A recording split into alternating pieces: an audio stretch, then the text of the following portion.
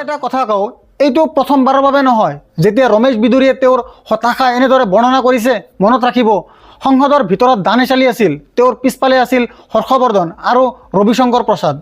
তেতিয়া এই ব্যক্তিজনে দানেশালীৰ বাবে ব্যৱহাৰ কৰা শব্দবোৰ কেনে আছিল মই সেইবোৰ পুনৰাবৃত্তি কৰিব নোৱাৰোঁ, কিন্তু ইয়াৰ ভিতৰত তেওঁ দানেশালীক সন্ত্ৰাসবাদী বুলি অভিহিত কৰিছিল।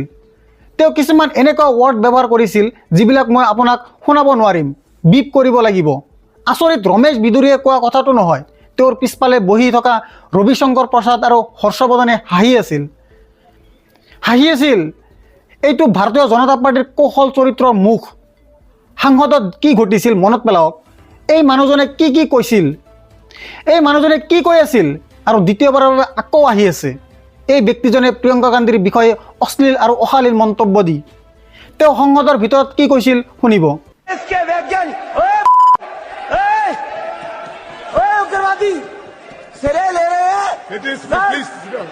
उग्रवादी बोलने नहीं दूंगा कभी खड़ा होगा, ये बता रहा हूँ।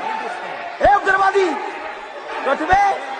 सर, ये जो श्रेय अगर जाता है तो देश के प्रधानमंत्री को जाता है। दानिशली जी प्लीज ये आतंकवादी है, उग्रवादी है, ये मुल्ला आतंकवादी है।